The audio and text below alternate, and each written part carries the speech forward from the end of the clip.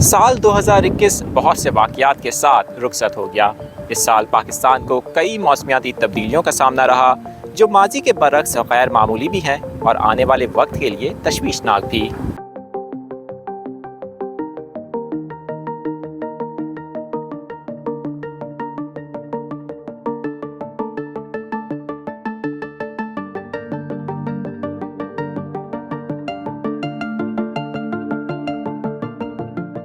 ये पाकिस्तान का साहली शहर कराची है।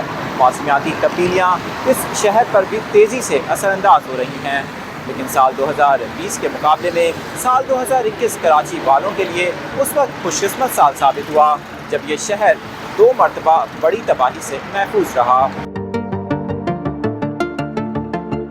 साल 2021 में मानसून से कबल ही कराची को गैर मामूली मौसमी सूरत हाल का सामना करना पड़ा। 15 मई से 18 मई तक एक साइक्लोन ताउते, जिसको नाम दिया गया था, वो बना था, जो इनिशियली हम एक्सपेक्ट कर रहे थे कि शायद सिंध के साहिल के करीब पहुँचे वो, लेकिन बाद में वो इंडियन गुजरात की तरफ डाइवर्ट हो गया था। अलबत्ता उसके इन्फ्लुएंस में कराची में डस्ट स्टॉर्म आया था, जिससे काफ़ी तेज़ आंधी चली थी 18 मई को। तो उससे 3 से 4 मेरे ख्याल में अमवात भी हो गई थी, कुछ डैमेजेस भी हुए थे। लूज स्ट्रक्चर, ज़ाहिर है जब तेज़ आंधी चलती है तो उससे ये होता है। लेकिन अचानक इस तरह का तूफान आना क्या वाकई मौसमियाती तब्दीलियां हैं या फिर कुछ और? जवाद मेमन भी कराची में माहिर मौसमियात हैं और शहर के मौसम पर खासी नज़र रखते हैं। इनकी राय में मौसमियाती तब्दीलियों के बायस हमें हर वक्त अलर्ट रहना होगा। देखिए, मई में बिल्कुल एक साइक्लोन बना था हमारे यहाँ बहरा अरब में। काफ़ी ताकतवर साइक्लोन था जिसका नाम था साइक्लोन ताउते। ये इनिशियली तो जब इसके प्रोजेक्शंस आना शुरू हुए थे तो ये सबसे पहले बलूचिस्तान रीजन को हिट कर रहा था। उसके बाद आहिस्ता आहिस्ता ये मूव करता हुआ सिंध, फिर ये डायरेक्टली एक टाइम ऐसा भी आया कि ये बिल्कुल कराची की तरफ आके हिट करता हुआ दिखाई दिया।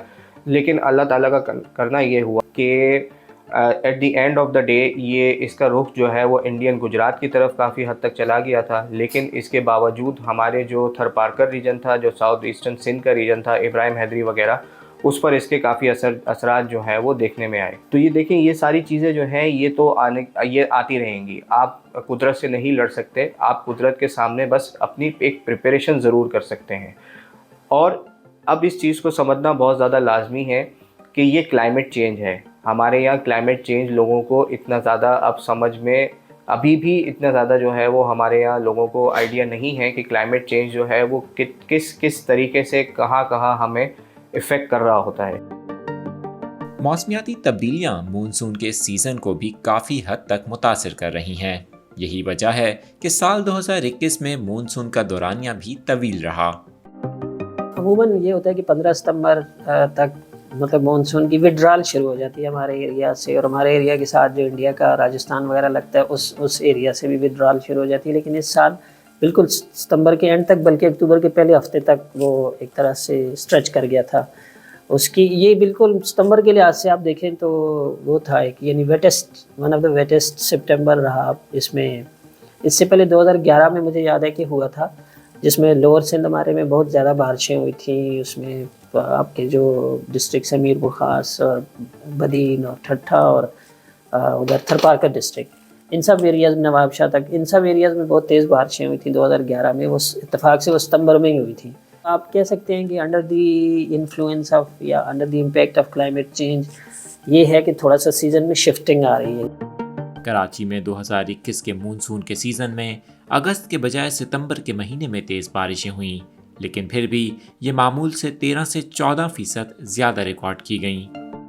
2021 को अगर कंपेयर करें तो 2020 से तो काफ़ी बिलो नॉर्मल था। लेकिन ओवरऑल अल्हम्दुलिल्लाह जो है, जिस तरह मैंने पहले बताया कि तकरीबन 13 से 14% बारिश जो है वो हमें एक्सेस देखने में आई। इस दफ़ा हमने ये देखा कि लो प्रेशर सिस्टम्स की जो फ्रीक्वेंसी थी वो काफ़ी हद तक कम रही। इसकी वजह बेसिकली यही थी कि बे ऑफ बंगाल में और बहरा अरब के जो सी सरफेस टेम्परेचर थे, जो 2020 में काफ़ी ज़्यादा थे मामूल से, वो इस दफ़ा जो है वो मामूल से कुछ हद तक ज़्यादा होने के बावजूद भी जो है वो उस फ्रीक्वेंसी से उस हद तक मानसून सिस्टम्स को सपोर्ट नहीं दे पा रहे थे। स्पेशली बहरा अरब में जब ये सिस्टम करीब आता था कि वो बरस सके। इसके ज़रिए असर हुआ ये कि टेम्परेचर तो मामूल से ज़्यादा थे, हवाएं भी जो हैं वो चल रही थी, साउथ वेस्ट की जो मानसून की हवाएं होती हैं, लेकिन इसके ज़ेर असर जो है वो बादल वगैरह इस दफ़ा काफ़ी ज़्यादा हमने देखे, ओवरकास्ट या मोस्टली क्लाउडी जो है वो एक लंबा अरसा हमारे यहाँ हमने देखने में आया। ओवरऑल टेम्परेचर के जो फिनोमेना था वो इसके ज़ेर असर जो है वो काफ़ी हद तक कम रहा। इसकी वजह से कोई भी ये लो प्रेशर सिस्टम जहाँ हमारे यहाँ ये मूव करता था तो ये थर रीजन तक आता था, ये साउथ ईस्टर्न सिंध यानी कि ठट्टा बदीन तक आता था। उसके बाद प्रॉपर सपोर्ट ना होने की वजह से ये वहाँ आके ख़त्म होके बरस के ख़त्म हो जाता था। 2021 के मानसून के दौरान भी इस खित्ते में एक हफ्ते में 2 बड़े समुद्री तूफान बने और खुशकिस्मती से कराची समेत पाकिस्तान की साहिली पट्टी एक बार फिर बड़ी तबाही से महफूज रही।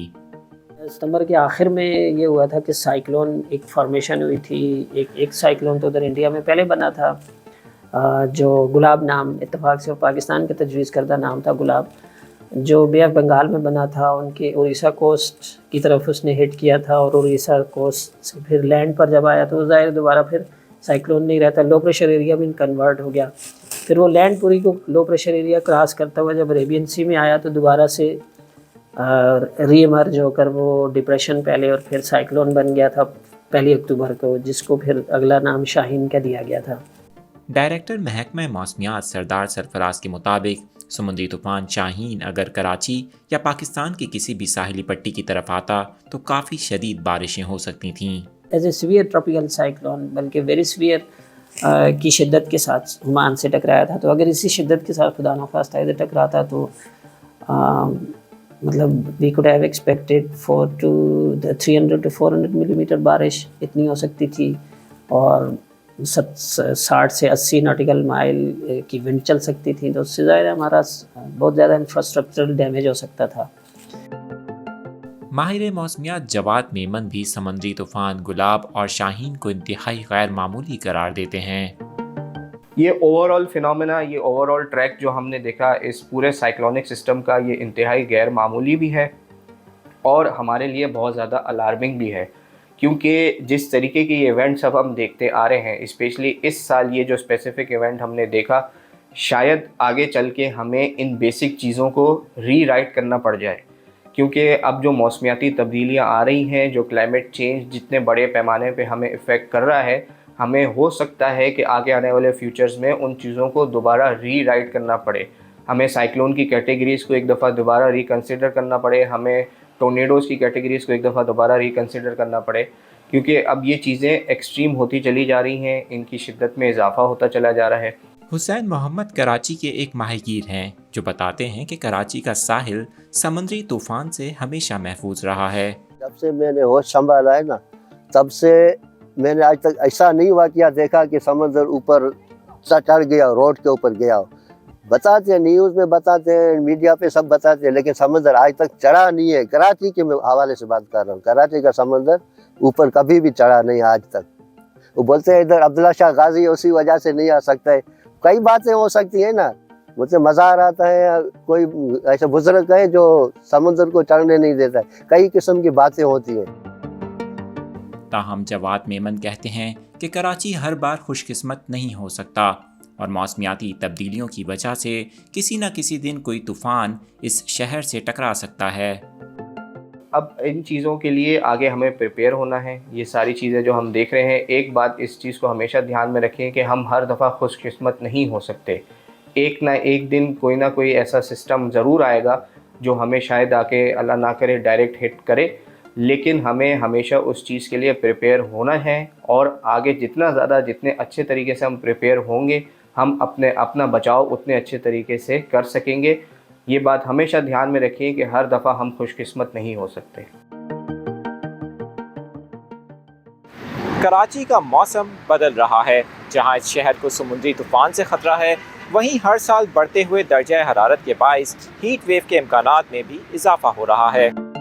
साल 2021 में मौसम गर्मा के आगाज़ में ही कराची में अचानक दर्जा हरारत में इजाफा रिकॉर्ड किया गया। 4 अप्रैल को हाईएस्ट टेम्परेचर इस ईयर का गया था, जो 43.6 था, रिकॉर्ड हुआ था। वो बेसिकली आफ्टर 1947 यानी 16 अप्रैल 1947 को एक हाईएस्ट फिगर रिकॉर्ड हुई थी 44.4 और उसके बाद ये सेकंड हाईएस्ट था।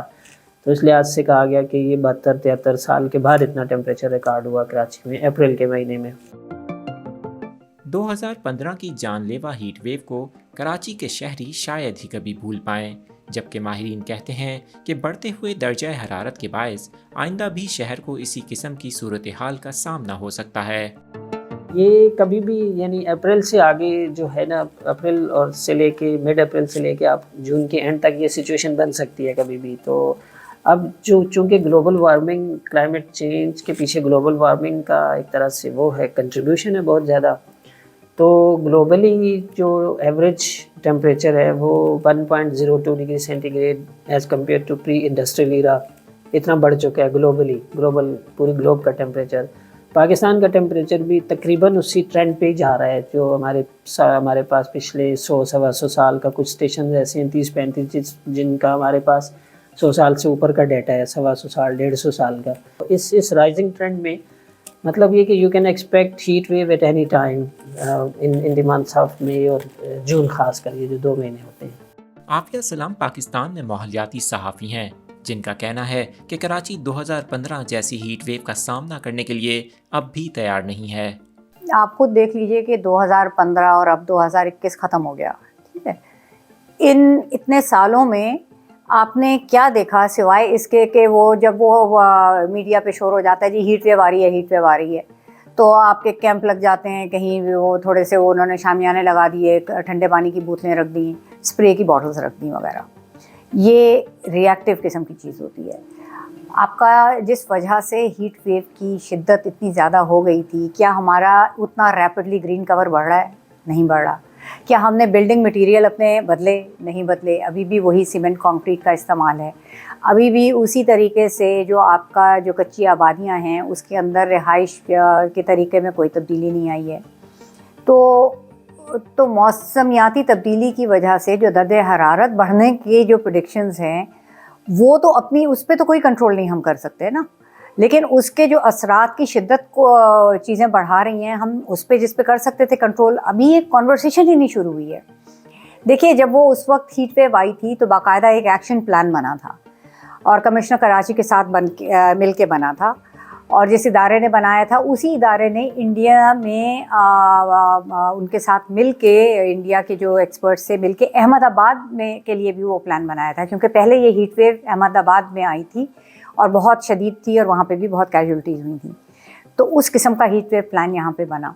मैंने नहीं देखा कि 2016 के बाद से किसी भी जो सरकारी प्लेटफॉर्म है उससे उस प्लान का कभी जिक्र हुआ हो। वो बहुत कॉम्प्रिहेंसिव, बहुत लॉजिकल और बहुत डूएबल प्लान है। कराची में मुस्तकबिल में भी हीट वेव का ख़तरा बढ़ रहा है, लेकिन आफिया सलाम कहती हैं कि गर्मी के हर दिन को हीट वेव नहीं कहा जा सकता। गर्मियों में गर्मी होती है, जाहिर है गर्मी का मौसम है, गर्मी होगी, हमेशा से हमारे यहाँ हुई है।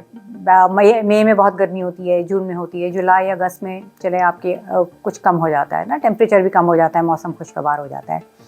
लेकिन हर गर्म दिन हीट वेव नहीं कहला सकता। आप उसके ऊपर वो हीट वेव के लिए आपको more than normal temperature consistently एक ख़ास पीरियड तक अगर वो हो रहा हो तो उस पीरियड को हीट वेव कहा जाता है। साल 2021 का आगाज़ ही कराची में शदीद सर्द दिन से हुआ, मगर हालिया कुछ अरसे से बारिशों की कमी के बायस धुंध या स्मॉग पाकिस्तान में मौसम सरमा के दौरान आबो हवा को बुरी तरह मुतासिर कर रही है। ये भी क्लाइमेट चेंज का एक बहुत बड़ा हिस्सा है जिसे अब हमें सीरियसली लेना पड़ेगा, और पिछले कुछ टाइम से हम बहुत ज़्यादा इससे इफ़ेक्टिव भी हो रहे हैं, स्पेशली ये लाहौर और पंजाब के जो हमारे रीजन है कि यहाँ पे स्मॉग जो है वो बहुत ज़्यादा बढ़ना शुरू हो गई है। स्मॉग अगेन दुनिया के दूसरे हिस्सों में भी होती है, लेकिन इस रीजन में जो है वो अब काफ़ी हद तक जो है इसने शिद्दत पकड़ ली है, और हर गुज़रते साल के साथ जो है जैसे जैसे ये पोल्यूशन बढ़ता चला जा रहा है, हर गुज़रते साल के साथ जो है हम बातें तो ज़रूर करते हैं कि हम इसे कंट्रोल करेंगे, हम ऐसे स्टैंडर्ड्स बनाएंगे, लेकिन उसका फ़िज़िकल इफ़ेक्ट आप अभी फ़िलहाल नहीं देख पा रहे। हाँ, ये फ़िज़िकल इफ़ेक्ट ज़रूर देख रहे हैं कि इसके ज़ेरे असर जो नुकसानात हो रहे हैं, जो सीजन्स में जो शिद्दत आना शुरू हो गई है, वो हम ऑब्वियसली देख भी रहे हैं, इसे फील भी कर रहे हैं, और इससे हम खुद भी नुकसान भी उठा रहे हैं। ताहम आफिया सलाम कहती हैं कि सर्दियों के मौसम में स्मॉग की वजह कुछ और अवामिल भी हैं। देखिए, अगर बारिश का ना होना उस मसले की जड़ होता तो फिर हम बारिश उसका कोई हल करते ना। उसका एक वजह नहीं है। फॉग की वजह तो एक मौसमी चीज़ होती है, ठीक है। टेम्परेचर डिफरेंस खास तौर पे जो ट्रांजिशन पीरियड होता है जिसको हम डायरनल रेंज होते हैं ना, आपके लोएस्ट और हाईएस्ट में बहुत ज़्यादा फ़र्क होता है। दूसरी बात कि हमारे यहाँ बहुत बड़ी बड़ी वाटर बॉडीज़ हैं, ख़ास तौर पे पंजाब में बड़े बड़े डैम्स भी हैं, बड़ी बड़ी झीलें भी हैं। दूसरा, हम जिसके ऊपर बहुत फ़ख्र करते हैं कि दुनिया का सबसे बड़ा नहरी निज़ाम है, ये सब वाटर बॉडीज़ हैं। तो फॉग तो होगी, क्योंकि जब उससे बुखारात दिन में उड़ते हैं और आपके डे लाइट आवर्स कम होते हैं, आपकी सूरज की रोशनी उनको डिसिपेट नहीं करती है और वो हवा में मुअल्लक रह जाते हैं, तो इसलिए वो फॉग होती है। स्मॉग एक अलग चीज़ है। स्मॉग में के कल्प्रिट फिर हज़रत इंसान है। हमारे जो गाड़ियों का ईंधन है उसकी ख़राब क्वालिटी, हमारी जो इंडस्ट्री है उनकी चिमनियों से निकलने वाला धुआं, ईंटों के भट्टों का धुआं, क्रॉप बर्निंग भी है। अगर हम पहले सिर्फ उसी को समझा जाता था कि एक वजह वो है, ये तमाम चीज़ें जब फॉग के साथ मिलती हैं, जो सारे आपके पोल्यूटेंट्स हैं, तो वो उस पार्टिकुलेट मैटर का साइज़ बढ़ाते हैं और आपकी विजिबिलिटी वगैरह कम हो जाती है। उससे आपके सांस के मसाइल होते हैं। सेहत का ये बहुत बड़ा, सेहत से इसका डायरेक्ट ताल्लुक़ है। अगरचे ये साल कराची वालों के लिए मौसम के एतबार से तो खुशकिस्मत रहा, लेकिन माहिरीन का कहना है कि हमें हर बदलते वक्त के साथ तैयार रहने की ज़रूरत है। आदिल अजीज़ खानज़ादा, न्यूज़ 24/7 उर्दू, कराची।